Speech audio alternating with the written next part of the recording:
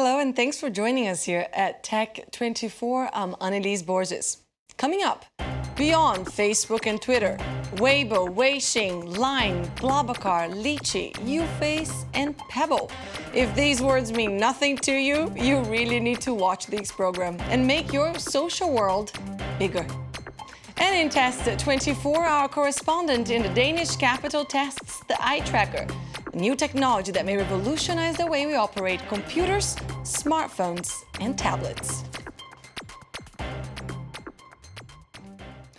The world of social networks is getting bigger and bigger. When it was launched in February 2004, Facebook dominated the segment. Today, it represents 48% of the market share in the US, where other networks like StumbleUpon, YouTube, and Twitter are growing in relevance. Marc is here in the studio to tell us how the world of social possibilities goes beyond those mentioned in the graphic. Right, Marc? Well, absolutely. I mean, if you take a look at that graphic, you will notice a dearth. There are no Chinese social networking sites. But in fact, out of the top 10 social networking sites in the world, in terms of the penetration of active users, 6 out of 10 are from China. Now, some of their huge ones you may not even have heard of, yet they've got a fantastic user base. We've got Qzone, 712 million users worldwide. You've got Sino Weibo. Now, Weibo just means microblogging in Chinese, but Sino Weibo with 536, and they've joined together with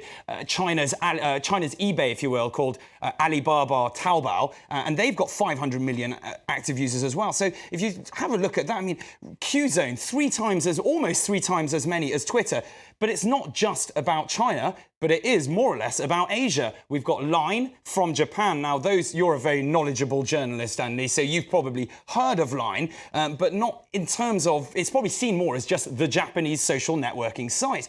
But in fact, that one, since its inception only 2 years ago, 260 million users, and they claim, funnily enough, that 80% of their users are actually outside of Japan. They even say there's 14 million in Spain. They think that there's around 10 million in Latin America, and now they're going for the UK. That's their next big spot. They've already got hooked themselves a big fish in the shape of Sir Paul McCartney, who's got himself 270,000 followers online. We've got Mixit, which is the biggest one in Africa, with 55 million registered users, although only 6.5 of those are actually active. And then there are the niche networks aimed at specific groups or interests, right? Tell us a little bit more about those. Well, we've got a lot of ones that you mentioned at the start of the program. We've got Blablacar, where people share spaces when they're traveling around. Very famous one that's doing very well in the news at the moment, Airbnb, which just served its 9 millionth customer since its inception 5 years ago. We've got Lychee, which I've used a few times. Absolutely love that. Now, that's where you kind of group together. Have you ever had that awkward thing where one person ends up paying for the night and you kind of want everybody else to dig in at the end, but you can't really go around asking for £20 or 20 euros off everyone? That's what this site does. It collects the money for birthdays or for events like that. Then there's the slightly more exclusive ones, such as Path in the US, where you can only have a total of 150 friends overall. So you need to pick your friends rather wisely. And there's also a final one, which I used for a few years, called ASW, A Small World, where you had to be invited in to be part of it. And so in a way, it creates a sort of 6 degrees of separation, because every time you click on a new user, you can see exactly how you know that person through how they were invited in via A Small World, which is quite helpful if you're going into a new city and you want to just meet some people and you know that, there's not going to be any weirdos really, or at least you can see where the path is. So another one like that. Thanks for that, Marc. We're going to have to move on now. Up next is Test 24.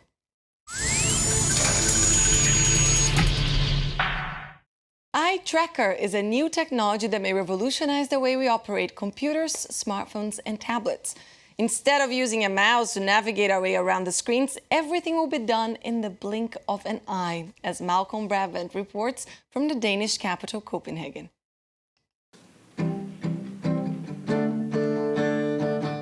Is this the next big thing?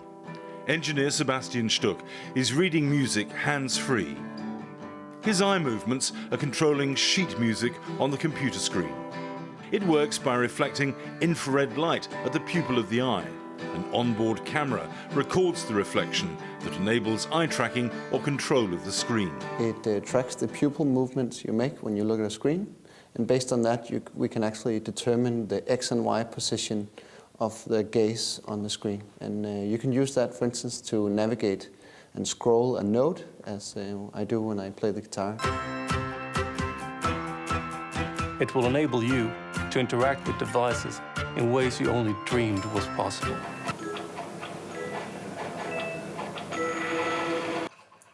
This early version of the eye tracker has been refined to control a video game, but the makers claim it has endless possibilities. For example, it can be a significant aid in surgery. The American military has also expressed an interest in its targeting capabilities. We believe that we've only seen sort of the tip of the iceberg. I mean, we have some ideas, we have some developers that already have done some implementations, but it's still the tip of the iceberg. So we want to make it available to thousands of developers all over the world, and they all come up with things that we didn't even think of today. Suddenly, you can interact in a completely different way than you used to. The devices that we call smart devices today, they're not that smart today. We want to make them smarter. We want to make them able to know your intent before you even maybe know it yourself. So we don't have to do everything manually. Mikkel Sorensen discovers exciting new entrepreneurs, and iTribe won a major prize from his organization for demonstrating their world-class potential.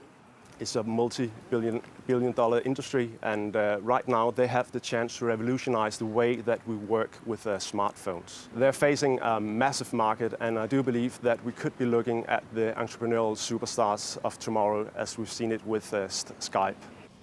I tried out the video game, and as you can see from this camera shot, I was moving my head too much instead of using my eyes to try to zap the targets. I have to confess to being absolutely useless at video games, but this does seem to be more intuitive, using your eyes instead of your fingers in a targeting device. But it's something that I'm going to have to get used to, because if this company is to be believed, this sort of system is the future. At the moment, the company is valued at $7 million US, but it's gearing up for expansion. The directors are going to open up a facility in America's Silicon Valley, where vast fortunes are to be made, as long as they keep on rocking.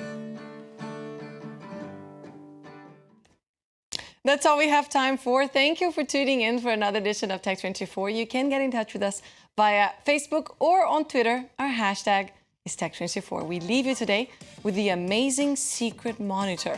This video, published on YouTube, shows you how to create a secretive type of screen. But make sure you read the instructions before attempting this at home. Among other tips, there's a type of base monitor you should start with. Thanks for watching. I'll see you next week.